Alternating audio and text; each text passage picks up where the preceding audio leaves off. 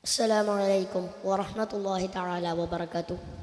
Assalatu wassalamu ala ashrafil mursalin wa ala alihi wa sahbihi ajma'in amma ba'd.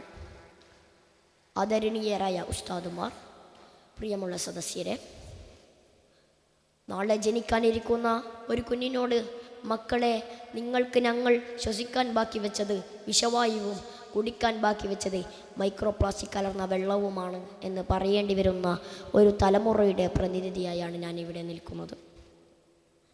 മനുഷ്യനൊഴികെ ഭൂമിയിലെ മറ്റൊരു ജീവിയും താൻ ജീവിക്കുന്ന ചുറ്റുപാടുകളെ ഇത്രമേൽ മലിനമാക്കുന്നില്ല എന്ന് നാം തിരിച്ചറിയുമ്പോഴാണ് നമ്മുടെ സാക്ഷരതയെയും വികസനത്തെയും കുറിച്ച് നാം ശരിക്കും ഭയപ്പെടേണ്ടത്.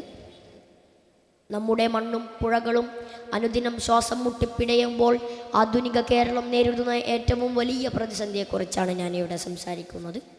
മാലിന്യമുക്ത കേരളം ആരാണ് മുൻകൈയെടുക്കേണ്ടത്? പ്രിയമുള്ളവരെ, ഈ വിഷയത്തെ കേവലം ഒരു വൈകാരിക പ്രശ്നത്തിനപ്പുറം കൃത്യമായ കണക്കുകളിലൂടെയും വിശകലനത്തിലൂടെയുമാണ് നാം നോക്കിക്കാണേണ്ടത്. ശുചിത്വ മിഷൻ്റെ ഏറ്റവും പുതിയ കണക്കുകൾ പ്രകാരം നമ്മുടെ കൊച്ചു കേരളത്തിൽ പ്രതിദിനം ഉൽപ്പാദിപ്പിക്കപ്പെടുന്നത് ഏകദേശം 10,000 ടണ്ണിലധികം ഖരമാലിന്യങ്ങളാണ്. ഇതിൽ 70% ജൈവ മാലിന്യങ്ങളാണ്. അതായത് നാം ശാസ്ത്രീയമായി ചിന്തിച്ചാൽ നമ്മുടെ വീട് പറമ്പിൽ വളമാക്കി മാറ്റാൻ കഴിയുന്നവ. എന്നിട്ടും എന്തുകൊണ്ടാണ് നമ്മുടെ വീടുകൾ ചവറുകുനയായി മാറുന്നത്? ഇവിടെയാണ് നാം മലയാളികളുടെ ഒരു സവിശേഷമായ മനഃശാസ്ത്രം വിശകലനം ചെയ്യേണ്ടത്. സാമൂഹിക ശാസ്ത്രജ്ഞർ ഇതിനെ not in my backyard syndrome എന്നാണ് വിളിക്കുന്നത്. നമ്മുടെ വീടും മുറ്റവും കണ്ണാടി പോലെ വെട്ടിത്തിളങ്ങണം എന്ന് നാം കൊതിക്കുമ്പോഴും അതിൽ നിന്നുണ്ടാകുന്ന മാലിന്യങ്ങൾ എത്ര പ്ലാസ്റ്റിക് കവറിലാക്കിയും അല്ലാതെയും ഇരുട്ടിൻ്റെ മറവിൽ അയൽവാസിയുടെ പറമ്പിലേക്കോ പൊതുവഴിയിലേക്കോ വലിച്ചെറിയുന്നിടത്താണ് നമ്മുടെ സകല പാരിസ്ഥിതിക ബോധവും അവസാനിക്കുന്നത്. നാം വലിച്ചെറിയുന്ന മൈക്രോ പ്ലാസ്റ്റിക്കുകൾ ഇന്ന് മഴവെള്ളത്തിലും കുടിവെള്ളത്തിലും അതിലൂടെ നമ്മുടെ രക്തത്തിൽ പോലും കലർന്നിരിക്കുന്നു എന്നാണ് പുതിയ പഠനങ്ങൾ പറയുന്നത്. മാലിന്യമുക്ത കേരളത്തിനായി ആരാണ് മുൻകൈയെടുക്കേണ്ടത്? പകർച്ചവ്യാധികൾ പടരുമ്പോൾ സർക്കാരിനെയും പഞ്ചായത്തുകളെയും പഴിചാരി മാറി നിൽക്കാൻ നമുക്ക് വലിയ മിടുക്കാണ്.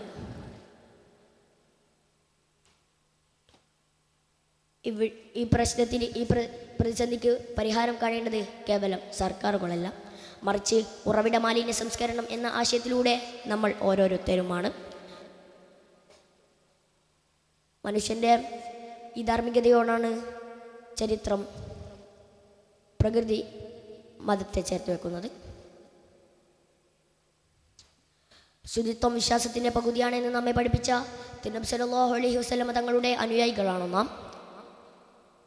വഴിയിൽ ഒഴുകുന്ന നദിയിൽ നിന്നാണ് അംഗശുദ്ധി വരുത്തുന്നതെങ്കിൽ പോലും ഒരു തുള്ളി വെള്ളം പോലും അനാവശ്യമായി പാഴാക്കരുതെന്ന് പഠിപ്പിച്ച ആ വലിയ ബോധ്യത്തിൻ്റെ പേരാണ് ഇസ്ലാമിക പ്രകൃതി ദർശനം. വരും തലമുറക്ക് ജീവിക്കാൻ ഈ ഭൂമി കൂടിയേ തീരൂ. മലിനമായ ഒരു ലോകമല്ല. പൂക്കളും തെളിഞ്ഞൊഴുകുന്ന പുഴകളും നിറഞ്ഞ മനോഹരമായ ഒരു പ്രകൃതിയെയാണ് നാം അവർക്ക് കൈമാറേണ്ടത്. ഉത്തരവാദിത്തമുള്ള ഒരു പൗരസമൂഹമായി നമുക്ക് കൈകോർക്കാമെന്ന് ഓർമ്മിപ്പിച്ചുകൊണ്ട് എൻ്റെ വാക്കുകൾ ഉപസംഹരിക്കുന്നു. വാഖിറു ദഅ്വാനാ അൽഹംദുലില്ലാഹി റബ്ബിൽ ആലമീൻ. അസ്സലാമു അലൈക്കും.